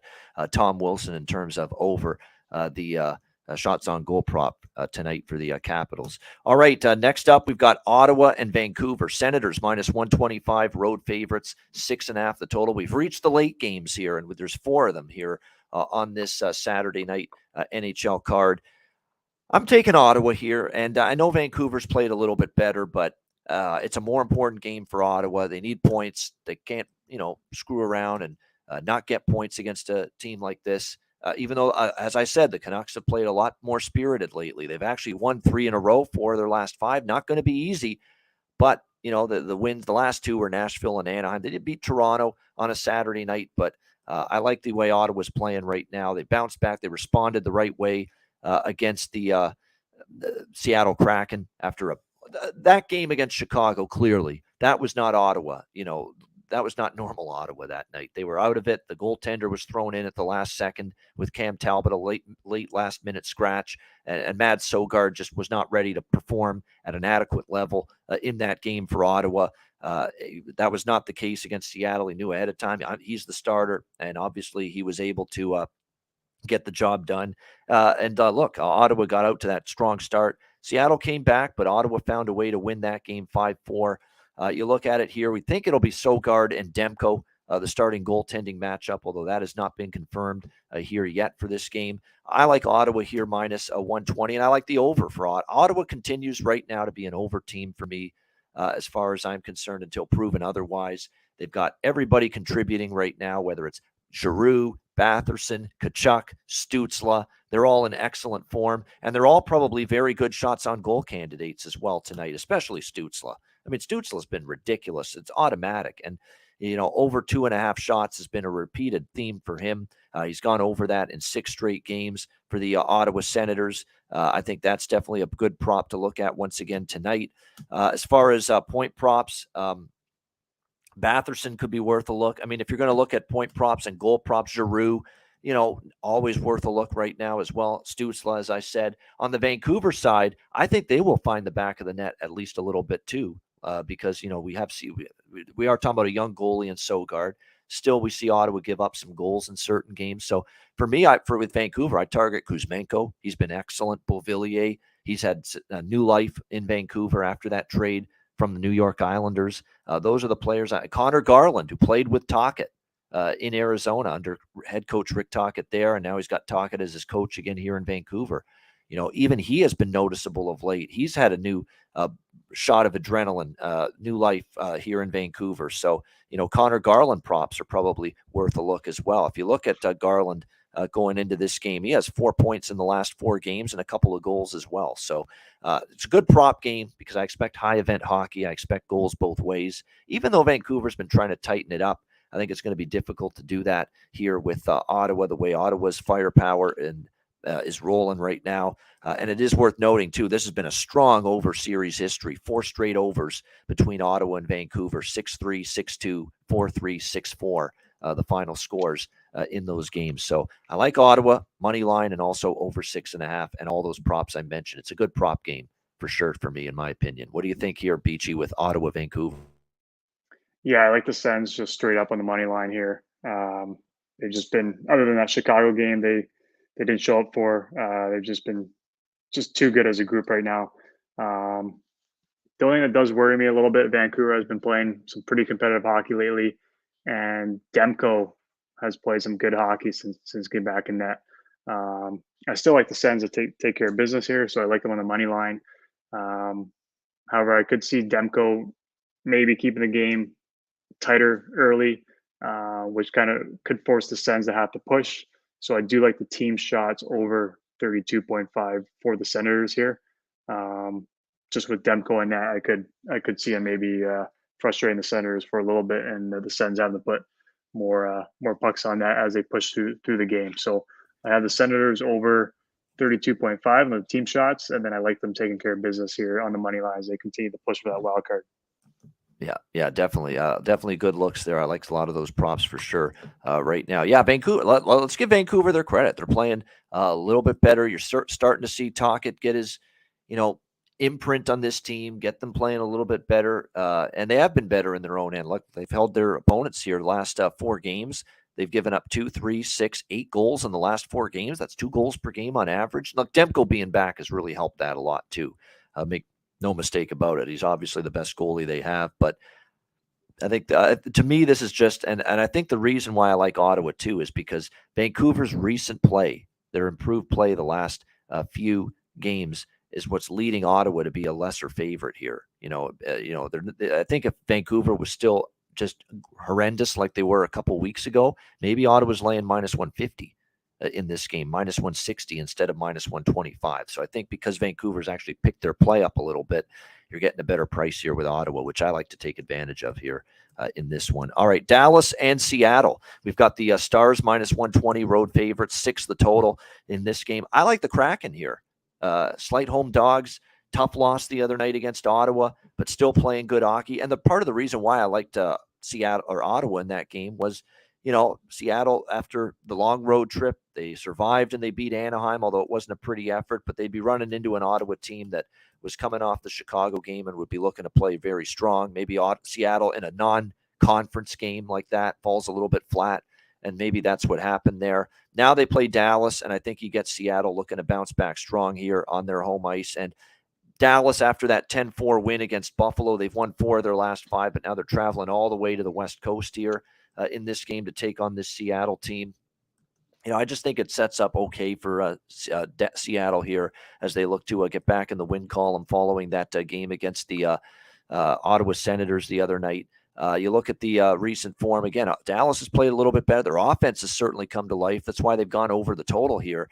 4 straight games. They've scored 5, 7, 4, and 10. So a grand total of 26 goals for this Dallas Stars team in their last 4 games. So there's no question they've been able to light the lamp, no doubt. We'll see if that continues tonight.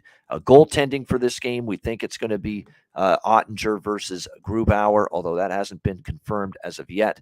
By the way, some injuries too for Dallas worth noting, including Tyler Seguin, who is a day-to-day lower body injury, suffered that against Buffalo. Peter DeBoer said didn't really have an update at the time, but it's unlikely he's going to play tonight in Seattle. We just don't know if it's going to be day-to-day or week-to-week right now with Tyler Seguin and his status. Now, Dallas certainly still got Robertson and Ben and Pavelski, and who's been a little bit resurgent lately. Rope Hintz, of course, but they will miss Tyler Seguin, no question about that. Takes a little bit away from them. As far as props go, this is a good prop game in addition to like in Seattle here, plus 100.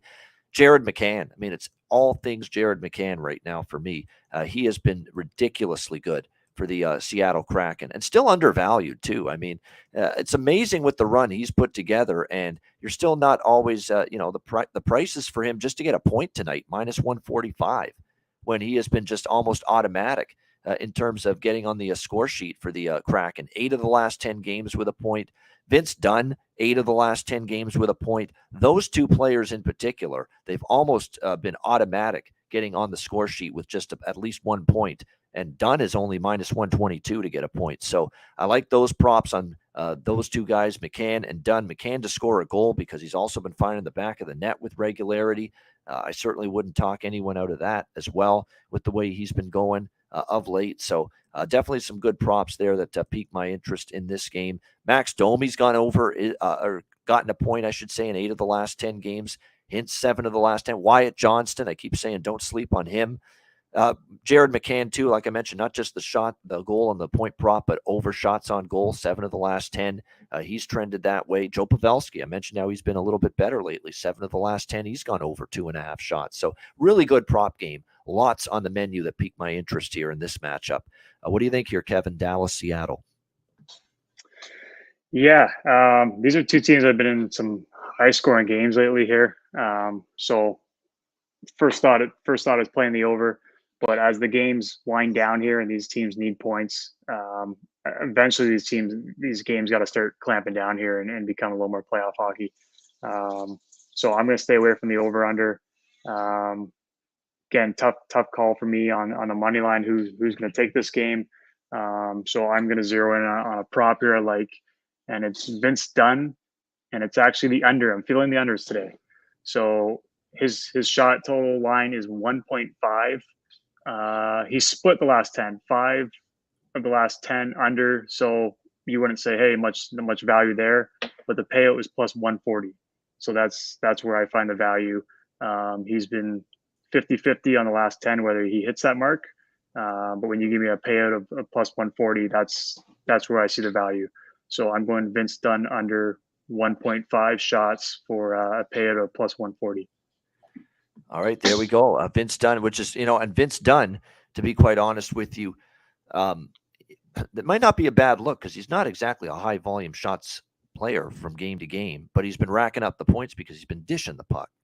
And that's something really to point out. He did have a goal the other night with his great wrist shot. He's actually maybe should shoot the puck more. That was a great shot he had the other night in that game against Ottawa. He scored a really nice goal on a wrist shot right from the circle. Really, really good. Put it in a perfect spot.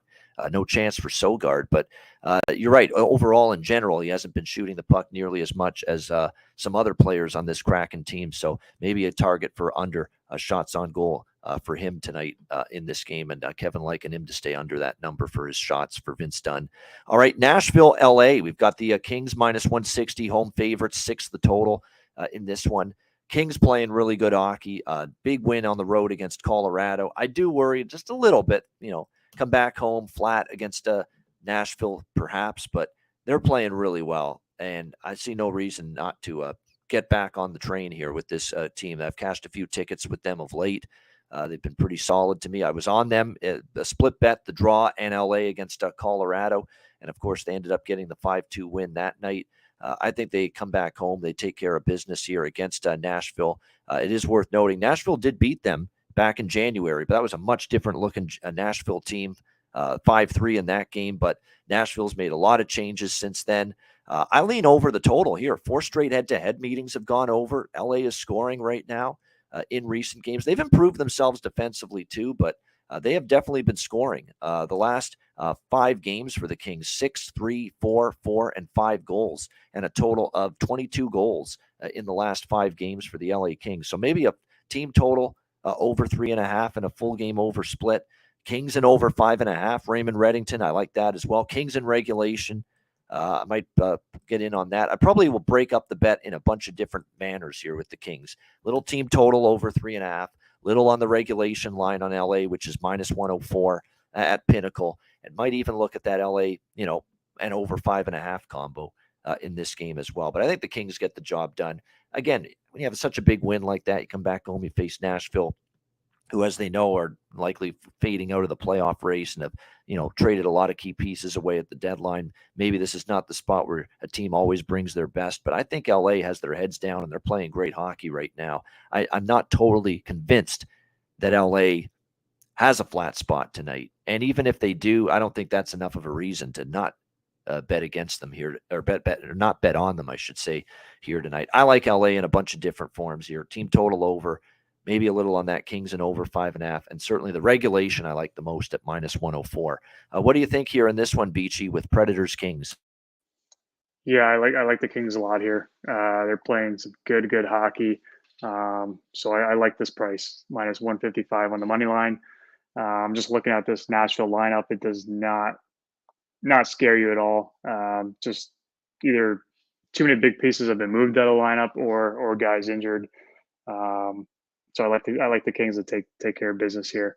Another prop I like is Tyson Barrie over 1.5 on his shots. 3 straight here. He's hit over that, and he's been up around 5-4 shots, so easily clearing that as well. His first game with Nashville, he only had 1, so maybe kind of getting adjusted. But 3 straight since then, he's been well clear of it. If you go back with his games with the Oilers, 9 of his last 10, he's been over. I mean, I know that's not fair because he's playing that top power play unit back in Edmonton, where here he's on the second power play unit. But in Edmonton, there he was routinely up at 3-4 shots a game. But it finds like he's found a groove here, and he's continuing to be a shooter. So his last few games, he's up around 4 or 5, 2 shots a game. He only needs 2. And the price you really got to pay is only -150. So I like him to keep being a shooter there and at least get 2 on net. So that's my one prop of the game. All right. It is, I think, a decent prop game. There is some concern with Fiala tonight for LA. Day-to-day did get banged up a little bit at the end of the Colorado game. Questionable for tonight, so keep an eye on that. Dursey on the blue line out for LA as well. But as we now know, they've got a lot of depth now, improved depth on the back end now, especially after acquiring Gavrikov from Columbus, which was obviously a huge sign. He's already made their blue line so much more stable and certainly better in their own end with him. So definitely liking that. Velarde props, yep. Velarde's starting to heat up again, no question about that. Cody Glass would be the one guy I'd bet for Nashville. Cody Glass has been noticeable lately. Like I say, Cody Glass repair, Cody Glass replace. Maybe you look at him here for a prop tonight for the Nashville Predators. But you're right, Thomas Novak's cooled off. Of course, they've got Forsberg injured. They've got Ryan Johansson injured right now for the Nashville Predators. Juuso Parssinen, who was pretty good for a bit. My fellow Dundas, Ontario guy, Mark Jankowski, is injured right now for the Predators as well. So they've definitely got a few injuries right now, and the ones that the ones that are really impactful are big time in terms of Forsberg and Johansson being out for them. All right, we have reached finally. This is a massive card. I mean, we rarely have, like, the only possibility of us having a show with a card bigger than this is if we had all 32 teams playing today, and it was 16 games instead of 15. That's how big this card is, but we finally wrap it up here with Minnesota and San Jose. We have the Wild -180, road favorites, 6 being the total in this game. Of course, Minnesota continues to play this, Katie by the bar of the door style of hockey. That's really what we've seen from the Minnesota Wild, but it's working for them. They don't need to apologize. This is a style that is fitting them well. They're winning these tight checking, low-scoring games. They do just enough to win, and that's been a recipe that's worked. They've won 5 of their last 6, 3-2 against Columbus, 2-1 against the Islanders, 2-1 against Vancouver, 3-0 against Calgary, 1-0 against or actually they lost in a shootout, 1-0 against Calgary. Their only loss during this stretch. And then the 4-2 win against Winnipeg, which was finally a game that broke a 8-game over the total streak for the Minnesota Wild, an 8-game under the total streak for them going into that game against Winnipeg. On the other side, you have San Jose. They lost back-to-back games on their road trip against Colorado and St. Louis after winning the first game against Winnipeg. But this is a bit of a tricky spot for the San Jose Sharks. They will be playing their 4th game in 6 nights. They went from Winnipeg to Colorado, then back Midwest to St. Louis, and now back home for this game against San Jose, Minnesota. And long-term, San Jose has not been a very good bet in this spot, returning home off a long road trip. So I think Minnesota gets the job done, but I also could see Minnesota struggling to win by margin because that has happened a lot lately, even against teams that are way below average. So I'm going to do a split here. Split bet. It's that time of year where I feel comfortable doing it this way, with a little on Minnesota here in regulation at plus 100, and just a smaller bet on the draw as well, just in case, Minnesota's just got that usual keep the opponent, tight, and make sure it still ends up being a close game. Plus, you can't always count on the Wild offense to pull away and win by margin. I think they should win this game. They're obviously playing well in this defensive-minded style of theirs. San Jose's in a tough spot, returning home off a road trip. And again, after those few games on the road, this is now their 4th game in 6 nights with all that travel too, coming back home. So Minnesota should win. I'm going to do Minnesota in regulation plus 100, smaller bet on the draw as well in this game, which you can get at plus 328 at Pinnacle. What do you think here, Kevin? Final game on the board, Wild Sharks. Yeah, take all that you just said and then add Kaprizov out of the lineup. And you're looking at a Minnesota Wild team that's got to clamp down even more. Yep. So you lose your biggest offensive piece, probably the one guy who has permission to go wild and do whatever he wants. Now he's out a month, by the way. They're saying probably about a month. So they're hoping by the first round of the playoffs he's back. But again, with these injury timetables, they always could change, moving targets sometimes. Yeah. So now with him out, they're gonna struggle to score goals, which they haven't been doing. Anyways, they've been winning games on defense. So I look for that trend to continue big time here. So I'm going right after that, and I got the Sharks team total goals under 2.5. I'm looking for that Wild defense to continue to pave the way to their success. They're gonna win or lose based on the way they keep pucks out of the net. So I look them to continue that trend, and so I got the Sharks under 2.5 team goals here. All right, Sharks under 2.5 team goals. We want to update you too. Thomas Greiss is confirmed in net now for St. Louis. So I kind of thought it was going to be him, maybe with the St. Louis playing again tomorrow, and that is indeed the case. So Thomas Greiss will be the goalie tonight. So I like that over even more now with St. Louis and Columbus. What else have we got here in terms of again, with Kaprizov out, I'm looking at the line combos. It's Hartman, Zuccarello, and it's Sam Steele. On the top line, it looks like here for the Minnesota Wild, at least as of the latest line combination. So, again, this is a guy that's been out for several games. He's back tonight, rejoining the lineup, and it looks like he's going to be up on the top unit. Unless things change last second or Dean Evison changes things, it actually does look like Sam Steele will play alongside Hartman and Zuccarello on the newly formed top line for Minnesota without Kirill Kaprizov, who is, of course, going to be out for upwards of a month due to the injury. So, maybe Sam Steele has value with his props tonight. Obviously, he's going to get the opportunity. There's no question. Barabanov continues to cash for me. I've talked about goal props and point props for him. He had another one the other night for the San Jose Sharks. Good chemistry with him and Logan Couture on that second line. So maybe you look in that direction. I wouldn't go too heavy with San Jose scoring props because they might be in tough to find the back of the net against this stingy Minnesota Wild team, who I believe tonight in net, we don't have it confirmed yet for them, but projections are that it'll be Philip Gustafsson for Minnesota and Kaapo Kähkönen here for the San Jose Sharks. And also, as far as the one more prop, and Rich, you mentioned it, you're right. William Eklund Again, he's played 4 games since his recall, and he's only got 1 point in those 4 games, but it looks like there's a potential for him to be playing on the top line tonight with Hurdle and Zetterlund for the San Jose Sharks. So for that reason alone, you can make a good argument that you look at some William Eklund props for the San Jose Sharks here in this game tonight. And with Eklund, his shots on goal is 1.5. It's juice, though, minus 175. Point prop is plus 110. Goal prop is plus 410. Not the worst idea in the world to sprinkle on the goal prop, and especially at plus 410. He is going to be on the top line, and he is going to get those opportunities, it looks like, not only on the top line, but from the latest combinations. Eklund's going to play with Couture, Barabanov, Hurdle, and Carlson on the top power play unit for San Jose tonight as well. So that might make those props even more appealing, with Eklund getting this very strong opportunity tonight. All right, there you go. That is the Saturday card. We appreciate it very much. You can tell my voice is straining a little bit. It's all the shows I've done this week, but we're feeling it. We're finally going to have a break for the rest of the day. Kick back and watch all this hockey action unfold, not to mention college basketball conference tournament action, which continues today as well. So a busy Saturday. We really appreciate you guys tuning in. Hit the like button. We've given you almost 2 solid hours of wall-to-wall, game-by-game, Saturday NHL betting analysis, sides, totals, player props, you name it. We've delivered it. Kevin Beach and yours truly here on this Saturday edition of the show. And make sure you sign up and subscribe.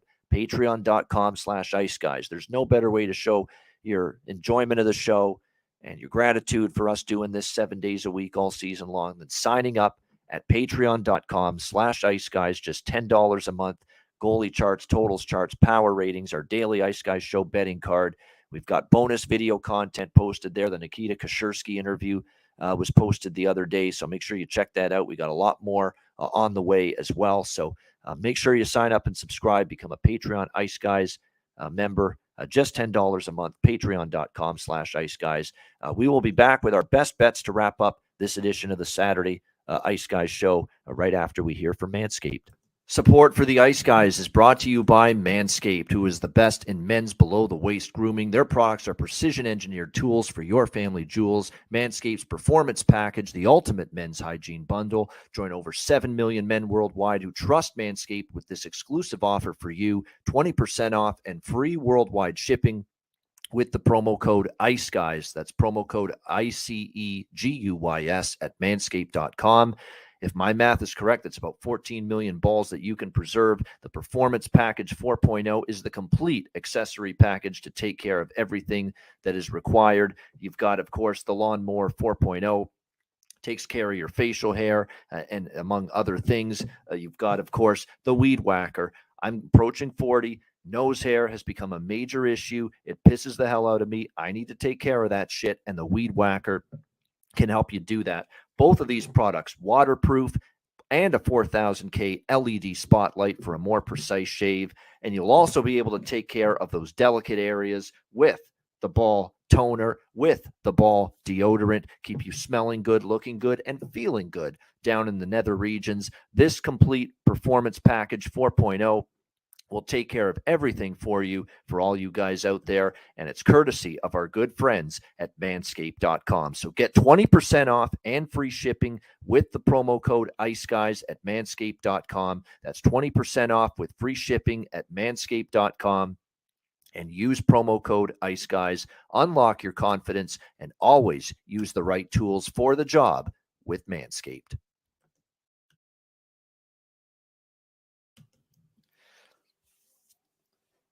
All right, we're back here on the Ice Guys, and we are ready to wrap up a marathon. Look, we have a lot of marathon shows.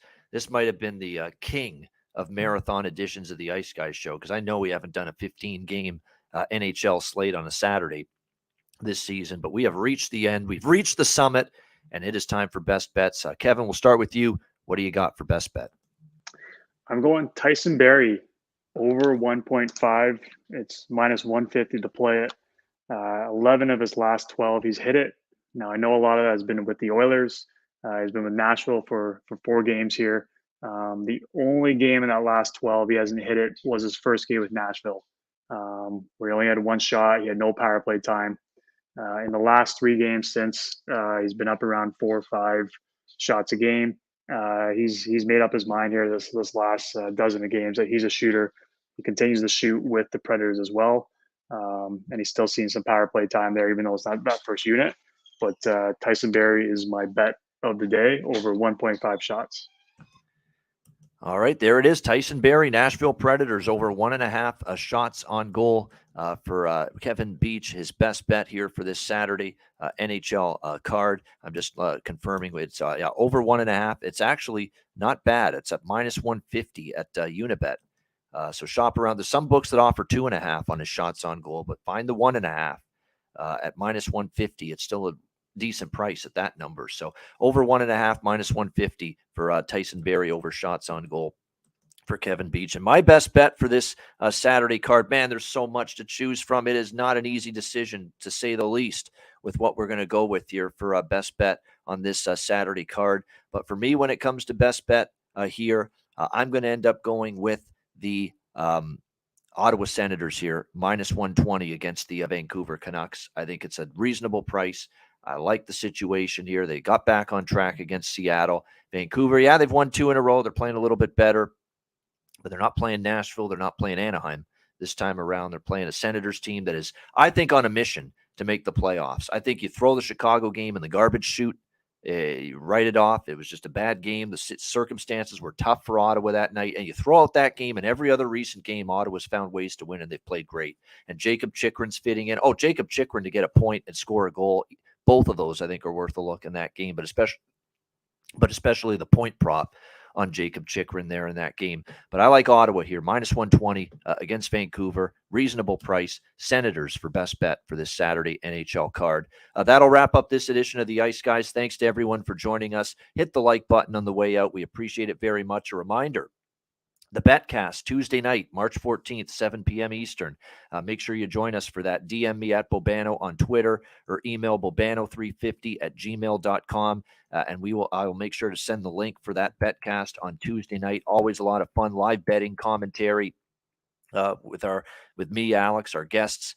Drinking is always encouraged because it's a bar and pub atmosphere on the Ice Guys Live Betcast. So DM me at Bobano on Twitter or email bobano350@gmail.com to request a spot on the Live Betcast Tuesday, March 14th. Maybe during the playoffs, we'll get Kevin in on one of these when he's got the opportunity for one of these live Betcasts. But Tuesday night, make sure you join us for that. All right. The Ice Guys is live 7 days a week, Monday to Friday, 2 p.m. Eastern, Saturday and Sunday, noon Eastern. If you can't watch the show live, download the Ice Guys podcast in audio form on all major podcast platforms: Google Podcasts, Apple Podcasts, Spotify, Stitcher, iHeartRadio, Amazon Music, and more. Download the Ice Guys podcast when you can't watch the show live. For our Saturday guest, Kevin Beach, I'm Ian Cameron. Have a great Saturday. Enjoy the games and good luck. We'll talk to you again tomorrow on Sunday for another edition of the Ice Guys presented by National Hockey Now.